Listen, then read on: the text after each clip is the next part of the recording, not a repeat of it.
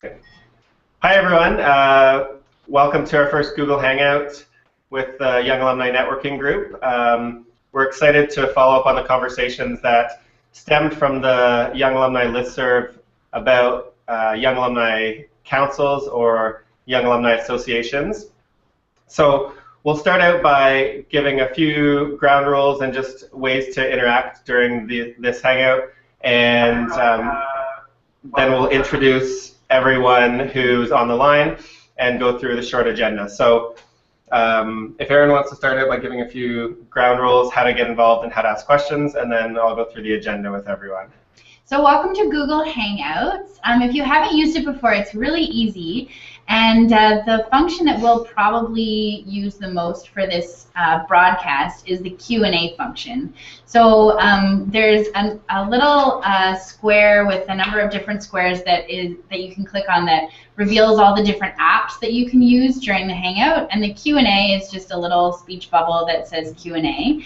And you can use that to submit questions. So we're going to have each of our guests speak for a little bit about their experience with Young Alumni Councils, and then at the end have time for some questions. But as the questions occur to you, you can type them into the Q&A app, and then they'll be sitting there for when we get to the question and answer period.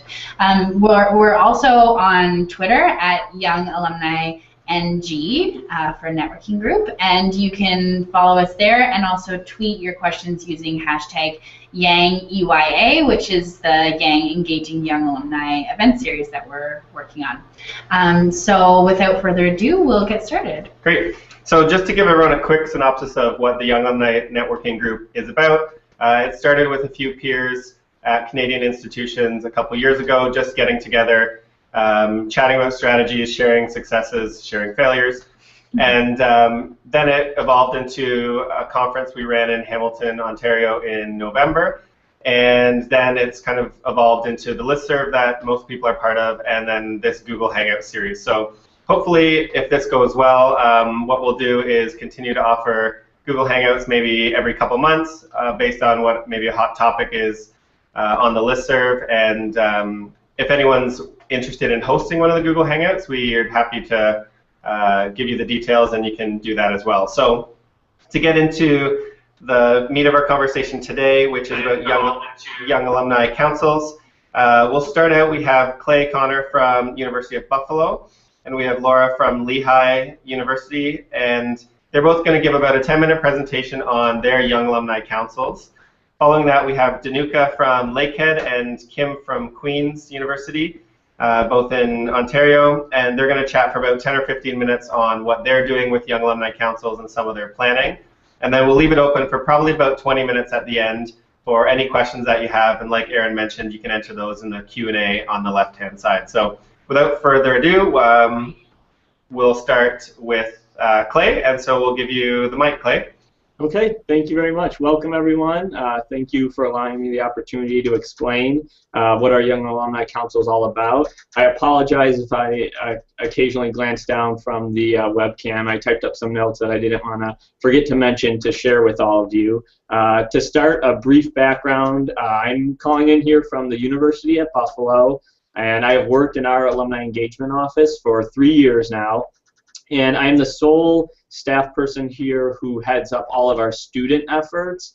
And then I'm one of 2 staff members who also focuses on Young Alumni, a new Young Alumni program, and our Young Alumni Council. And if anyone wants to kind of follow along with some of the things I'll be talking about, I just wanted to share the website for our Young Alumni page. If you go to alumni.buffalo.edu, and then /Young Alumni, you'll see just our Young Alumni landing page. And if you can only get to the main alumni page, alumni.buffalo.edu, you'll see there's a bunch of tabs on the top of the page. And if you go to Alumni Connections and scroll down, there's a tab called Young Alumni Program, and that'll bring you to the same place. So some of the things I'll discuss are listed on that page. It's very basic right now.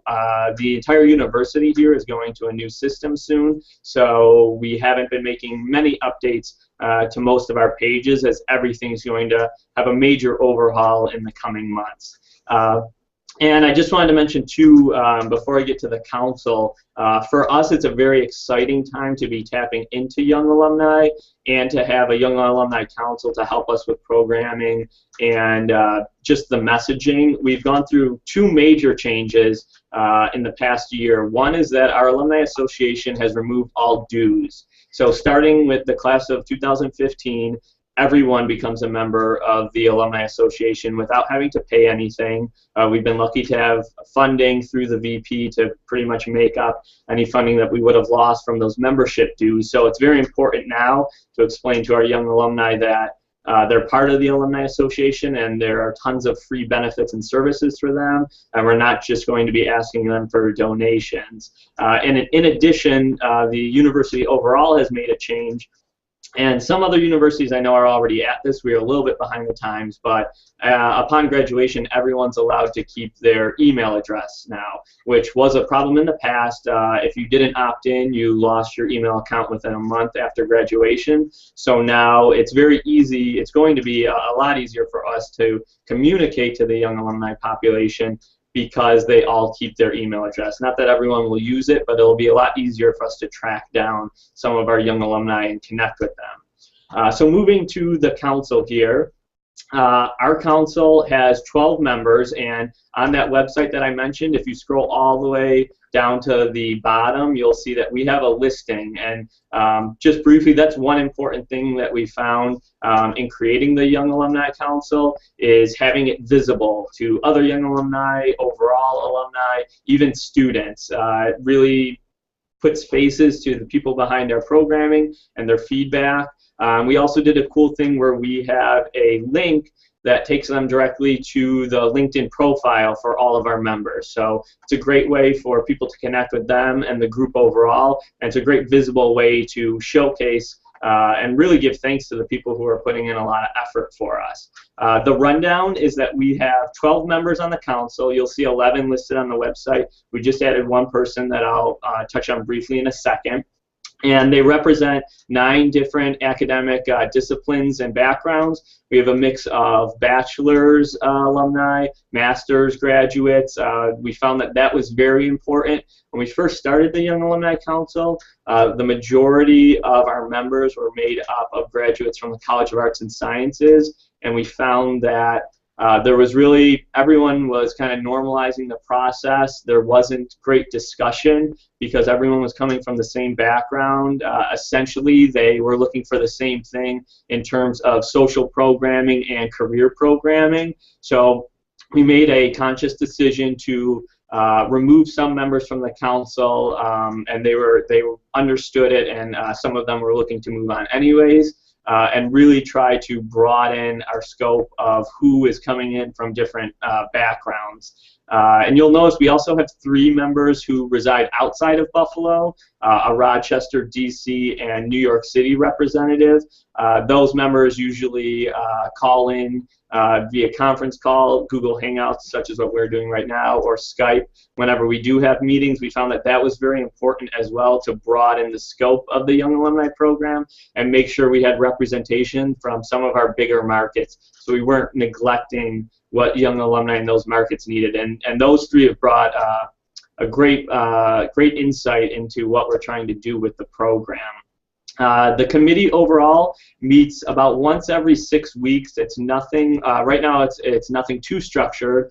We work around everyone's schedule, and originally when we came in, it was just open discussion, and we weren't really going anywhere after the discussion. So now we do not break our meetings until we come away with 3 concrete goals for the Young Alumni Council and what they potentially will be out there doing, whether it's planning a new event or outreach to students or outreach to fellow alumni. We make sure that there are 3 concrete goals that we're going to work on between that meeting and then the next meeting, and sometimes goals carry over for months and months if it's something important or something more long-term. So, and I'll touch on kind of strengths and weaknesses, I guess, as I go through and give you the overall scope of the program. Beyond that, there's no formal application to join the Young Alumni Council. Originally, as I said, we built it based on just going out and finding young alumni that we had met with at events or have shown some type of engagement in the past and ask them to join. So there's nothing formal to actually nominate anyone or fill out an application, I should say, right now, because this is not an official subgroup of the UB Alumni Association Board. We have a little more leeway with that. So there's no form or anything like that, but we do think that this is a great stepping stone for the overall UB Alumni Association Board, and that does require a nomination. So we are actually currently grooming 2 members of the Young Alumni Council to keep them connected after they're going to remove themselves from this council to be part of the overall UBAA board. So it's a great feeder program for lifelong engagement after they leave this council. And officially, we're not a gold program, but we do target graduates of the last decade. So when young alumni council members are reaching that limit, our goal is to transition them, if they're interested, to the overall UBAA board. And while there's no official form or anything to fill out, we have reached out to all of our constituent schools. At UB, it's a large university, so every school here, the College of Arts and Sciences, law school, dental school, schools like that, they all have their own smaller alumni offices, usually 1 to 4 staff members, and about quarterly, 4 times a year, we send out a call to all of them to see if they have any alumni that they've been working with more one-on-one than something we might have done with them, if they would like to recommend anyone. So there's no formal process for membership, but we do reach out to those partners to nominate members if they have them that they think would be a good addition to the council. We found that overall everyone wanted to give back. They were very excited to be a part of this group. And we've done this through a young alumni survey and a larger overall UB survey to kind of handpick some of the questions that we want to run by them. You also notice that we didn't just call it the Young Alumni Council, we call it an advisory council, because in addition to the meetings, we send emails to them probably once a month asking for their candid feedback, and some of it is just amazing that we have gathered. So it also helps us continue an ongoing relationship with them, that they're not just communicating with our office staff once every 6 weeks when we see them in person for a meeting. And I would just, before I finish up, some of the keys that I have found in developing the council is constant communication, as I just mentioned, making sure that there's no lull and they become either disinterested or unaware of what we're trying to get from them. Also, a connection between us, the UBAA board, and the Young Alumni Council, making sure everyone's working on the same goals and they're up to speed on what we're doing in our office. And I would just say some of the obvious struggles from the start are first finding the interest and finding what type of setup works for you, and then giving duties to this group. Occasionally, we find something that we'd like to give to them, but it might be handled by a staff member in our office or by the UBAA board. So it's really finding valuable roles for the Young Alumni Council and ways that we can tap into all the strengths that they can bring to the table. So I think that's probably about my time. That's a very quick and dirty overview, and then I'd be happy to, once we finish up and go to the Q&A, answer any follow-up questions about our group. Thank you. Okay, go for it. Okay, that's great. Thanks, Clay. So we'll maybe save the questions until Laura goes through her explanation of Lehigh as well, and then if there's any specific things, we can leave it to either of you to address. Great. Okay, great. So we'll pass it on to Laura. Thanks. Okay, thank you all again for having me today. Can everyone hear me? Is that a good thumbs up? Okay, great. Thumbs up. So I appreciate the opportunity to talk about our Young Alumni Council at Lehigh. I'll give you a little bit of background about kind of my experience and what Lehigh's like before talking about the council. I am the Director of Young Alumni Philanthropy here at Lehigh, and I've been here professionally for about 3.5 years, but I'm also an alumna, and I was a member of our Young Alumni Council for 2 years after I graduated. So I have a long experience with the council, and have been seeing it evolve over the years through that. So Lehigh is a small to medium-sized private research university in Bethlehem, Pennsylvania, and our Young Alumni Council was founded in 2002.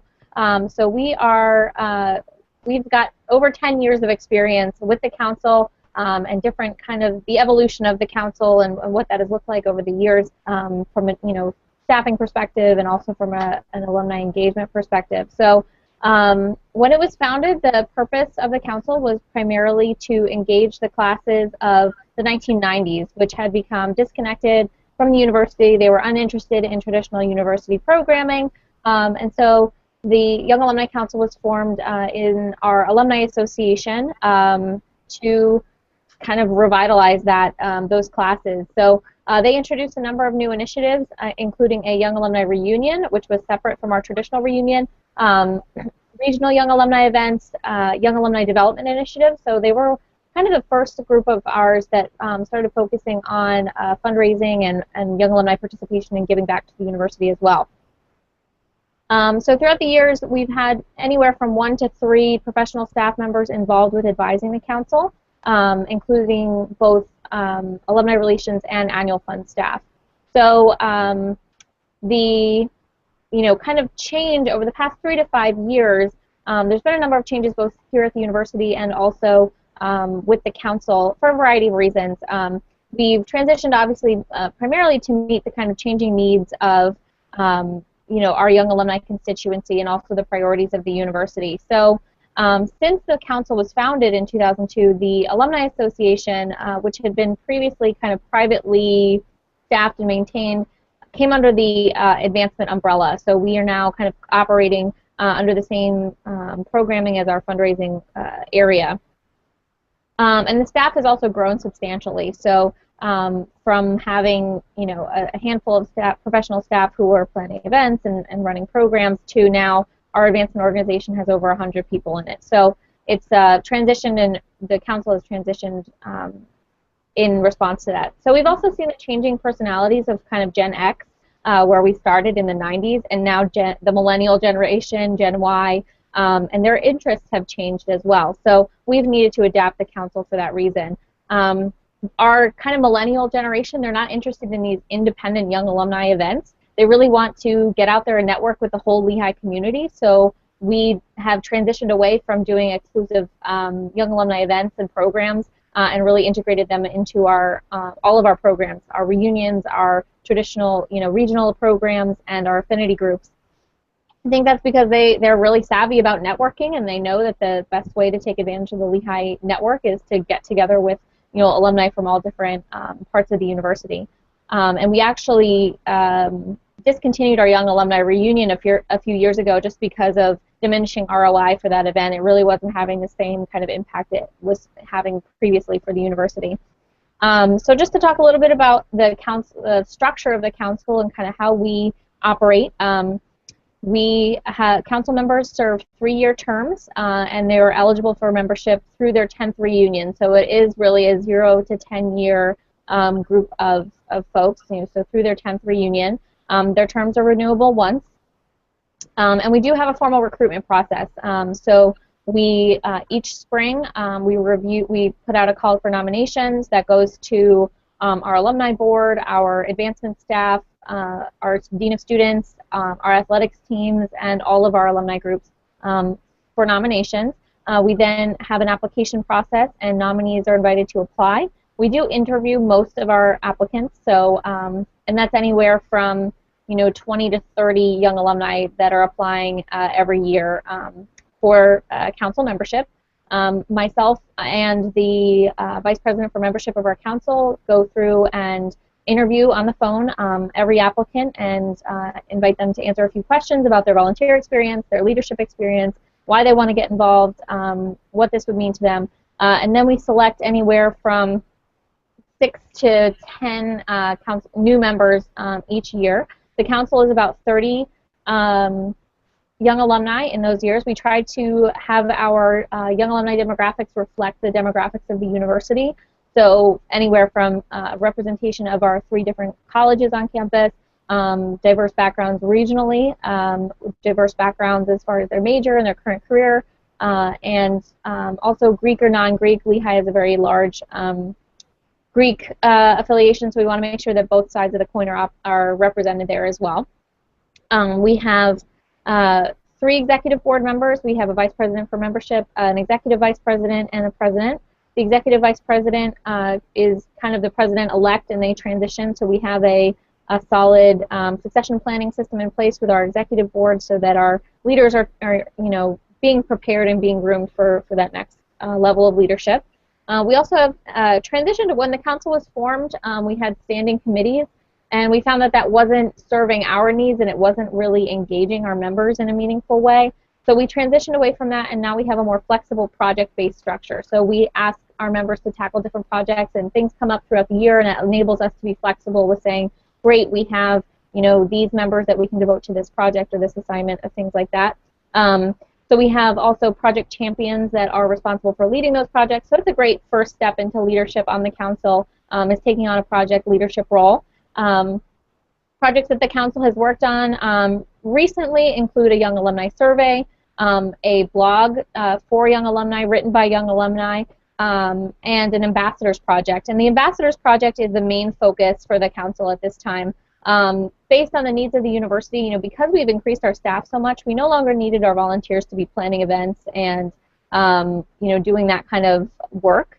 We have a lot of staff that are dedicated to that. But what our real challenge is, and I imagine it is for many of you as well, is gathering that accurate information for young alumni, getting feedback, and also with this kind of millennial generation, we know that they want to have personal interactions with the university and personal interactions. And I have 2 staff members, 2 gift officers that work for me, but we have 20,000 young alumni that fall into those categories. So we've really empowered our council to be force multipliers for us, and going out on the road and meeting with their peers to gather information, to talk to them about their interests, and find out more about them, and really get that updated contact information that's so vital for us.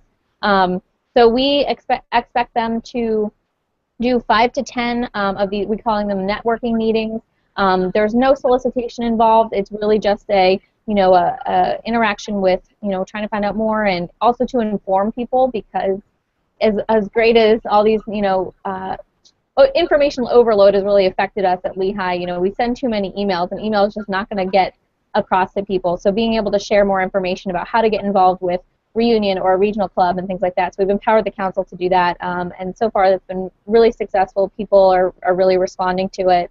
The council is seeing it as a great opportunity for them to expand their networks, so they can set up these meetings based on where they live, based on where they work.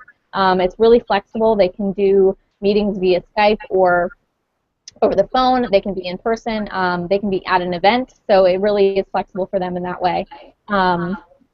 We do have 3 meetings on campus per year to get our council members educated and trained. We try to provide them with insider access to the happenings of the university and what's going on. So we had, for example, our vice president for advancement came and spoke to us the last meeting in January and gave them kind of an insider scoop on what's going on at Lehigh. We've had our Dean of Students office come in to talk about other campus changes. We've had our career services team come in. So it's really giving them an insider perspective on what's going on at Lehigh, and it also gives them a chance to connect with their project groups in person. So in between those 3 meetings that we have on campus, people are participating in conference calls, staying connected. We also have a private Facebook group that we found is a good way to keep members connected and engaged with each other in the interim between those on-campus meetings. We do consider the Young Alumni Council to be kind of a feeder into our Lehigh University Alumni Association, and also we have a Young Alumni Trustee position on our Board of Directors, Board of Trustees here at the university. So that's been a great way for us to identify and cultivate leadership from our young alumni pool. So just some things that I wanted to share as far as words of wisdom, or what lessons learned over almost 15 years of having a young alumni council. I think it's important to know exactly the goals that you want to accomplish with your council and what you want them to do, because if you just forming a council for the sake of having young alumni representation and you're not able to maintain that year over year, it can be very challenging to manage expectations with your volunteers over time. I think it's important to have clearly defined roles and responsibilities, and we actually have a job description for all of our volunteer roles here at Lehigh, so if anyone's interested, I'd be happy to share that job description that we have for our Young Alumni Council. And it also takes significant staff time and resources. I think, unfortunately, sometimes maybe the the higher ups in our organization think that it's not as time intensive and that this is a side project that we can work on, but it really does take time and energy. For us, I'm the manager, but I also have a coordinator who serves as the secretary of the council, so she's really helped me, maintain just those kind of day-to-day things that happen, with the university for that. I think it's important for young alumni to feel like they're making a difference and that they have something to do, and that what they're doing is actually having an impact at the university. So we feel like, they're always asking me, okay, well, you want us to do this, but what's the difference going to make? Really, how is this going to impact Lehigh and the university? And then the final thing I would suggest, not only having the council be representative of your young alumni body so that you really have all different perspectives, but also we coined the phrase the cool kids, because if you're finding people that they may be super volunteers, they're really responsive and connected to you, but they have no influence over their peers, it's not going to really make an impact for your program because they're not going to be able to reach out and get others connected in the same way. So I think it's just important to kind of know who they know and find those connectors in your alumni communities to be able to have the council be really robust and engaged, and also be able to make an impact for your alumni bodies. That's all I have, and again, I'm happy to answer any questions both now and later. Thanks. Thanks, Laura. So I'll just do a quick reminder for viewers. I think I missed a step when I first described how to ask a question. So when you're watching this feed in either the Google page or through our website, just click, there's a little button that says Q&A in the top right, and then it'll open up a bigger screen of the Hangout broadcast. And there's a little button in the top right again that has a square of 9 squares, and that's where all the apps are housed. And if you click on that, you can find the Q&A portion. So Brian had a couple of questions that he felt the need to type in, and just to model the question asking behavior. And then we also have another one that's come in, so I'll pass it over to you, Ryan. Great. So thanks, Clay and Laura. So we'll just ask these questions while they're relatively new. And so the couple things were, do either of you have official constitutions for the Young Alumni Councils? And I know, Laura, you mentioned about term limits, but along the same lines, are there expectation or responsibility documents that either of you have that you'd be willing to share with the group? And one of them, I was wondering, is there specific requirements for giving? So at Lehigh, we don't have a constitution, and I would actually just mention that when the council was formed back in '02, they did have bylaws, but bylaws are actually legally binding. So it's important. We've transitioned away from that just because we didn't want to be, restricted so much by having to go through this approval process and all that. So we've really gone to a more a volunteer job description. So it does, lay out expectations. It lays out the term limits. And, it is very specific about their responsibilities. But it's not, it doesn't have that bylaw or constitution kind of implication the way that, for example, our alumni board does have that, and that's very restrictive. As far as giving, we don't have a requirement as far as the amount, but we do have an expectation that all of our members participate making a meaningful gift to the university. And in fact, one thing I'm pretty proud of is that the Young Alumni Council is our only volunteer group here at Lehigh that actually has 100% participation in giving back to the university. So. Yeah, it's great, but and it is written into the job description that we expect them to make a personally meaningful gift. That's awesome.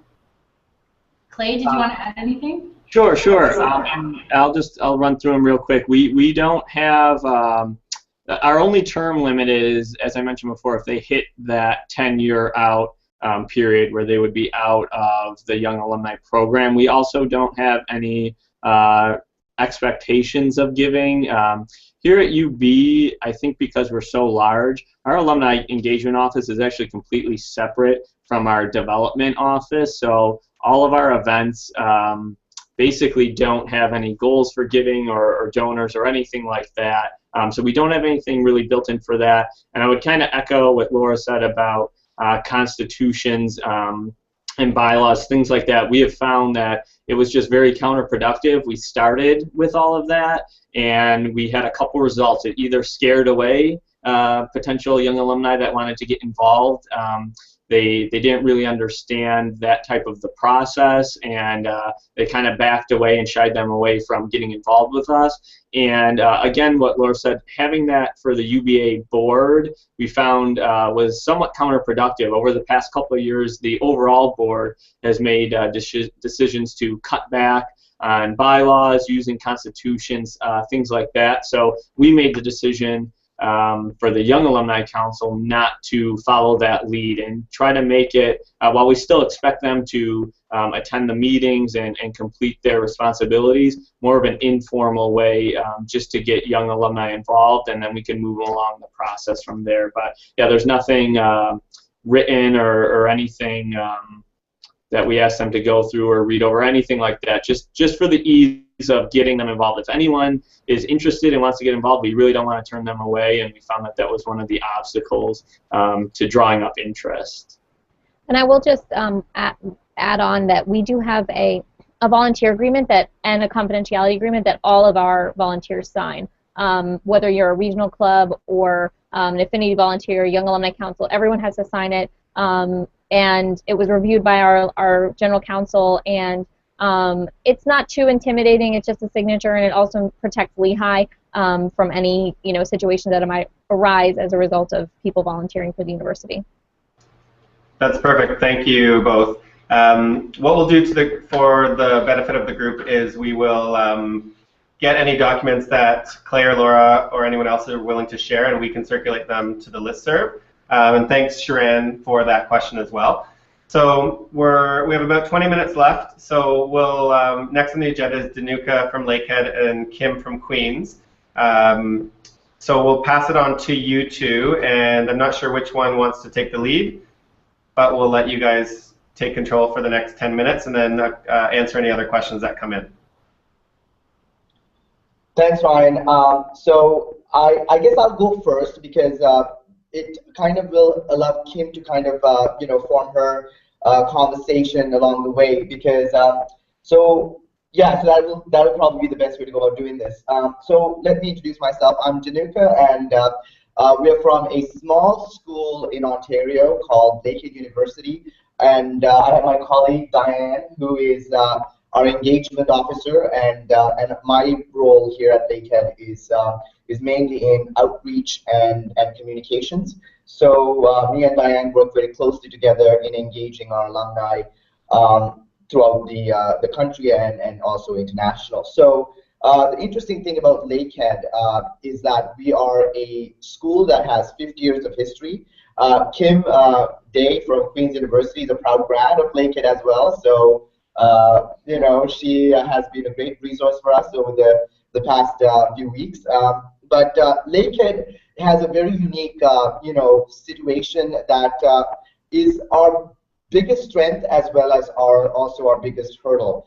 We are a university that is located on the north shore of Lake Superior, out in nowhere in Ontario.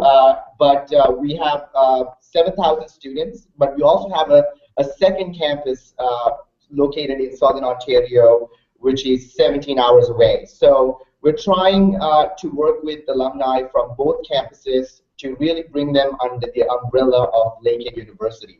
So the university went through a huge brand overhaul 3 years ago, so rebranding the university, which also resulted in rebranding the Alumni Association of Lakehead University. So those two big events have had a huge impact on how our alumni reflect on the university as well as how they feel connected. So that's another reason. I mean, Kim being an awesome grad from maybe 15 or so years ago, and then we have a young alum who are graduating in the last 2-3 years that are really associating Lakehead University under a different brand. So these two things have kind of given us the challenge of how to bring everybody together and also getting alumni on board. Another unique thing about Lakehead is that we are, again, as I said, a small public school, and therefore a lot of things that we're doing in our office is starting from scratch, really, from basic stuff moving forward. So our office has only 3 staff members in alumni relations and annual fund, so it's really a very small shop, and we're trying to engage 50,000 alumni, and if you really look at it, 2/3 of those alumni graduated in the last 15 years. So if you really look at the young alumni and consider 10 years is the gap, we have a lot of graduates who are from this university that fall under that category. So I'm going to actually pass on to Diane, who will talk a little bit about establishing a chapter within the Thunder Bay community, which has about 120,000 people, which most of them are Lakehead grads. And she will just quickly give you a synopsis of actually starting something from scratch and then really going forward with that idea. So, hi everyone. Forgive me if I sound really new in this position, but I've actually worked in alumni relations for the last 5 months. I'm taking over mat leave right now, so I've kind of just jumped into this whole game. But basically, Lakehead had several small chapters that they were working on. We had a Simcoe one that was organizing around our Aurelia campus. We have a GTA chapter and an Ottawa chapter. We had a bunch of our alumni, but we had nothing local. And because our school is so isolated geographically, a lot of the students that attend here are from Northern Ontario. And so after graduation, they're staying here. And we need to find ways, I personally think, to find ways to keep these students engaged in our actual community. And because we didn't have a chapter, we had no ways of really contacting these students. They do keep their email addresses, but a lot of people weren't using them, or if they were using them, they weren't, nothing was being sent out to them in a reasonable fashion to get information back on what was going on with campus. We had no way of getting them involved in anything. There were no mentoring programs or recruitment programs that were actively looking for them. So the idea was brought up to start an actual Thunder Bay chapter and try to reach out to this community. Danuka runs this e-zine program that we have that goes out to all of our graduates, and that goes out approximately every month, and through that we solicited looking for alumni to join the Thunder Bay chapter, as well as we had communication bulletins throughout the current students looking for people, staff members, faculty to join this Thunder Bay chapter. And now we have a group established on the ground. We want to use them in a big way this year because it is our 50th, and we're looking for ways to get more volunteers and to help assist the alumni department in promoting Lakehead University for this year in particular. We have a huge homecoming in October that we're trying to promote like crazy and use the Thunder Bay chapter on the ground for that. But specifically, we're all part of this conference today because we're talking about how to get young alumni, and really out of that Thunder Bay chapter, I want to extract as many of the young alumni as possible and get them sort of housed in a separate group. And Danuka is going to help with that. We've been talking about other ideas, social media-wise and e-zine-wise, how we can just connect with the young alumni. Our GTA chapter, on the other hand, is doing very well. And by the way, guys, GTA stands for Greater Toronto Area, so that is the largest city in Southern Ontario, just for everybody who's out there. And that Toronto chapter is doing extremely well, and they're made up of a lot of young alumni. So we kind of have half our work already finished for us because there's so many young members. They're very cohesive. They do a lot of events. A lot of the events seem to wrap around varsity sports. That seems to be their #1 interest, and that gets them out. So it seems like that chapter seems to be going well, and again, we'll be moving into more events that are sort of deemed young alumni events as well, because that seems to be what they're interested in. And same thing that you guys talked about earlier, which was, try to get these young alumni groups eventually moved up onto the alumni board. That's what we're sort of thinking as well as the board of governors for the university eventually. Just move them up the chain, those people who are interested and seem to be most engaged.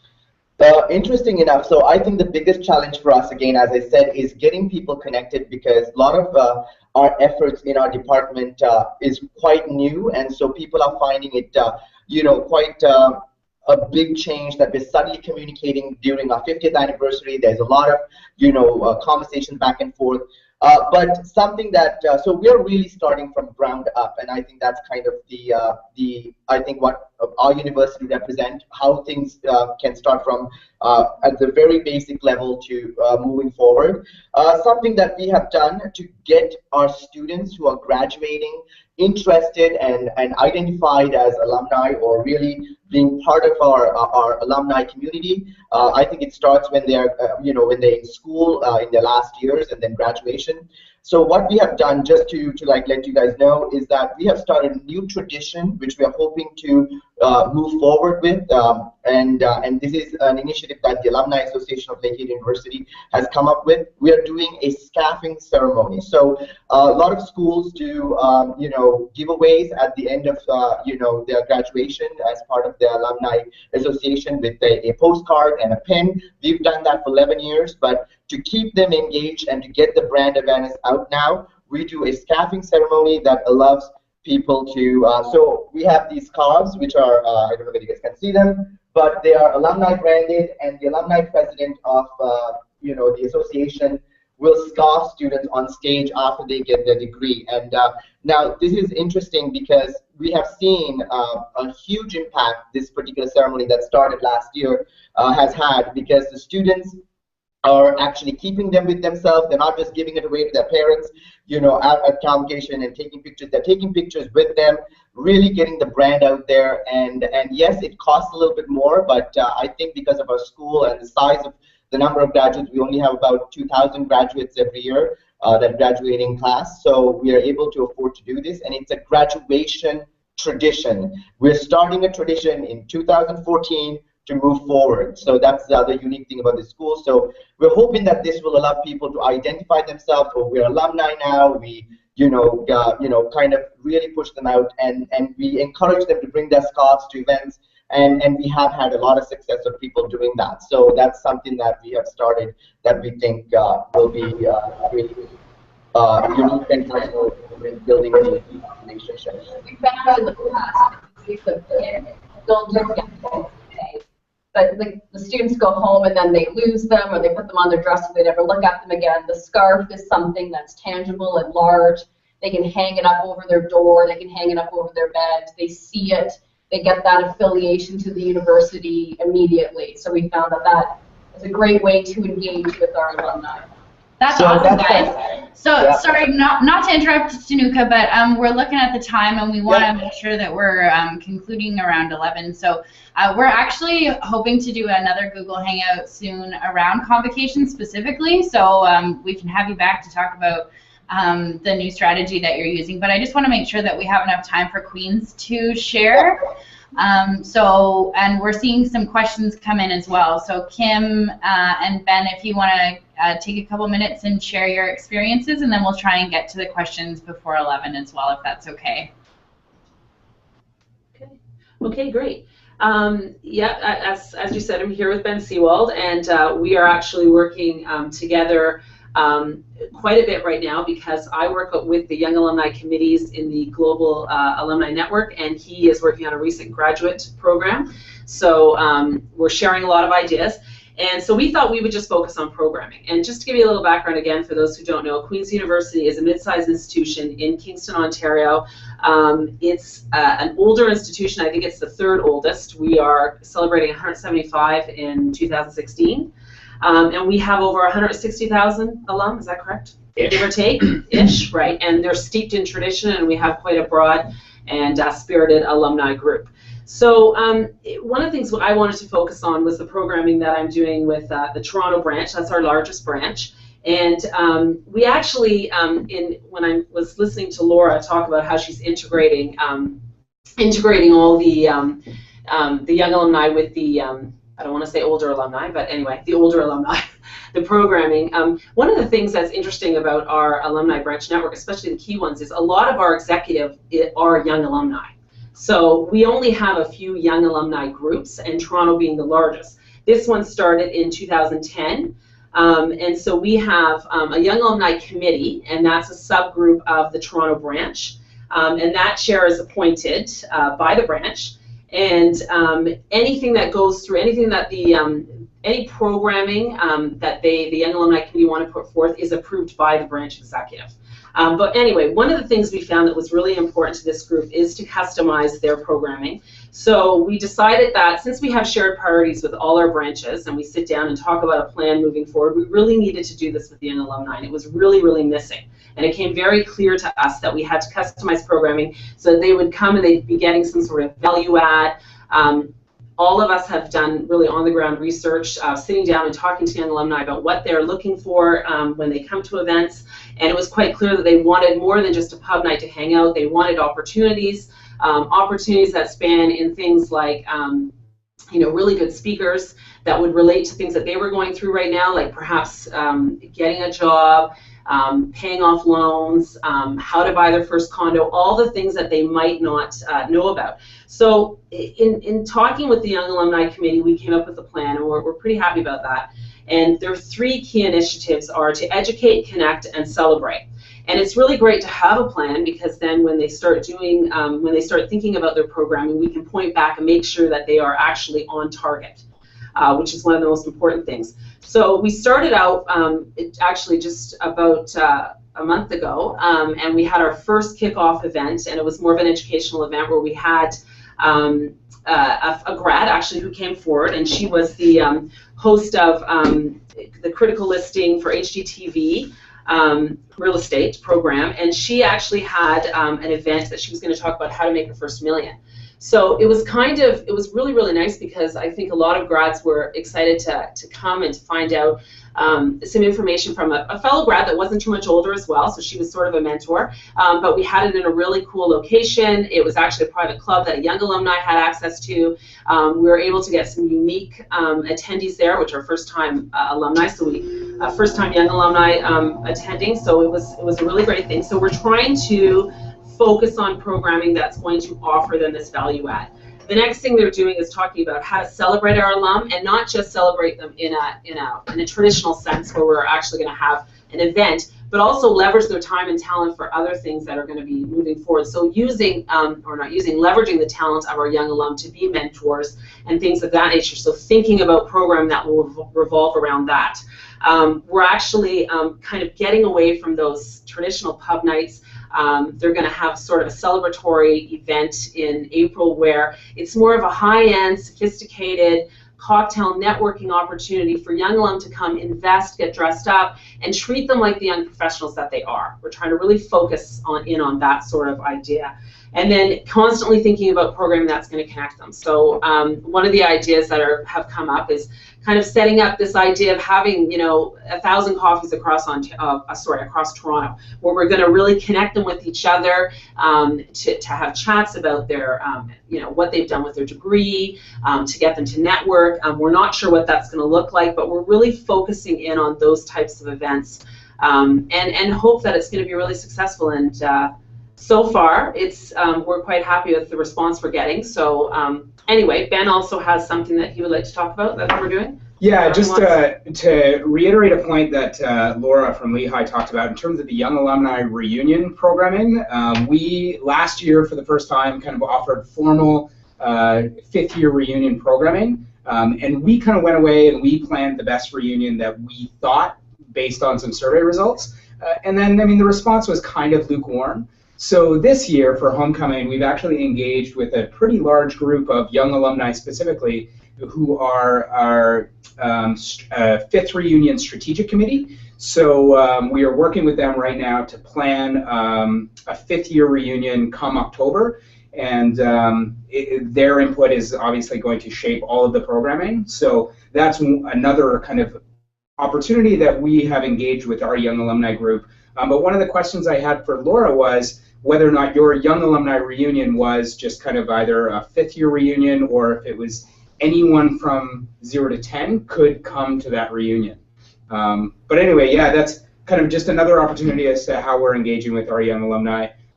Kim, I don't know if you wanted to answer the question on if the regional events are funded by the institution or if they're self-funded by all our events are cost recovery events, so we don't fund any of the events at all for the young alum, and in fact, or for any of the branches in fact. The Toronto branch actually carries a little bit of a bank account, which is really great, so they can actually make them a little bit more special, but yeah, they're all aimed at cost recovery. I also, sorry, just want to echo something that Laura said, which I think is really key as well, is it is super important to have the right leader in place, and you're absolutely right with that. I mean, that is key for any of our leaders across the board, and particularly with the Young Alumni Group as well. We're quite lucky because our Young Alumni Chair right now is a former Queen's Student Alumni Association president, so it's really nice because she's been with us, she's been trained by us, she's aligns very nicely with the university goals, and in fact the branch president in Toronto is a former employee of the university as well, as a student I should say, but actually has a little bit more insight into what we're trying to do, and so I think it is really key to have those the right folks in place that you can partner and you can have shared priorities. Yeah. Great. So Ben, that was a great transition. Laura, if you want to, we could start out by answering Ben's question, then we have just two more before we're all done for the morning.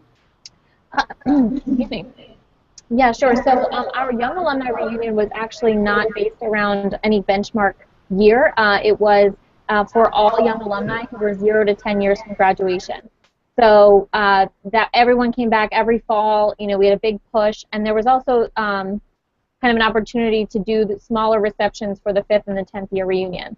So we've actually gone away from that weekend entirely, and now we've included 10th reunions into Alumni Weekend, which is our traditional reunion weekend that happens in May. It's at the same time as commencement. And similar to what you mentioned, Ben, we do have class committees for each of the benchmark reunion years. So we have a 5th reunion committee.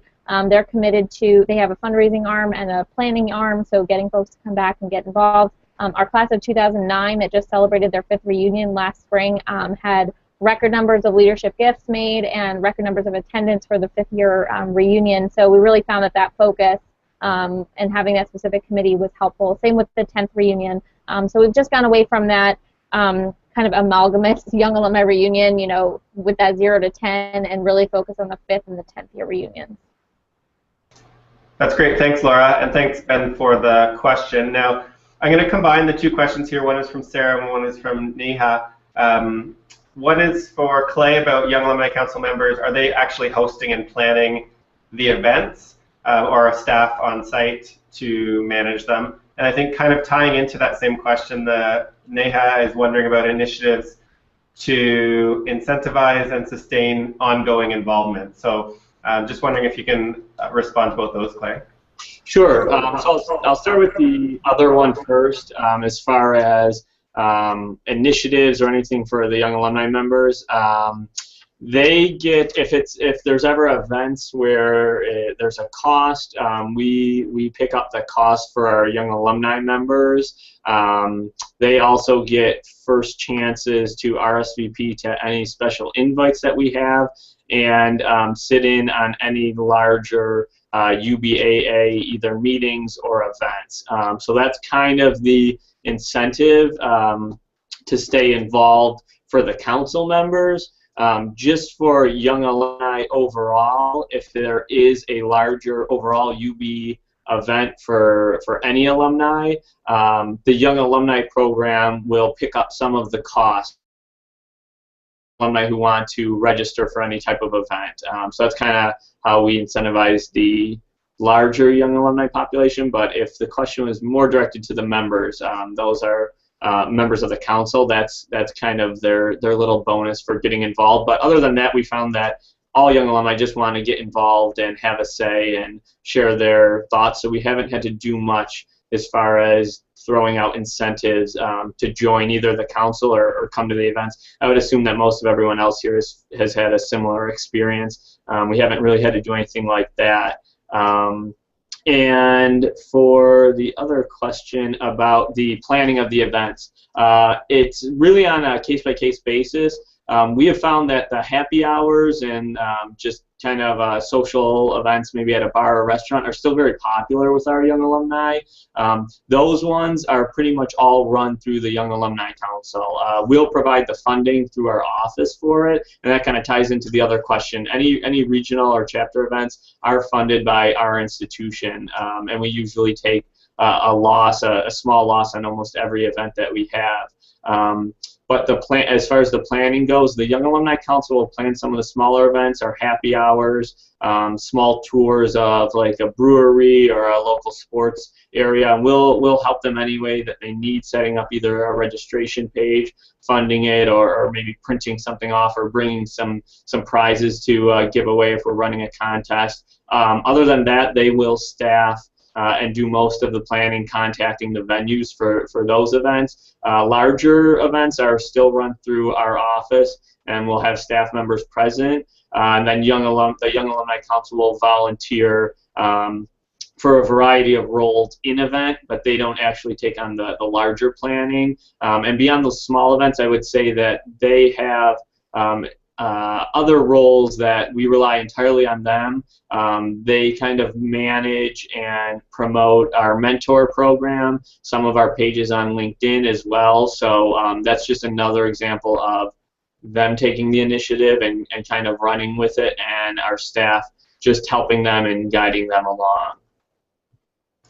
That's great. Perfect. Thanks, Clay. So just being cautious of the time, we're just finishing up here, and not surprisingly, like every conversation or get-together we have, there's more questions and more things we can chat about that we just don't have time for. So thanks for Laura from Lehigh tuning in, Clay for making his way through the 5 feet of snow that you can see behind him into his office to join us, Danuka and Diane from Lakehead, and Ben and Kim from Queens. So like we mentioned earlier, there's lots of ways to get involved with the group. If you have any follow-ups, feel free to send it to the listserv.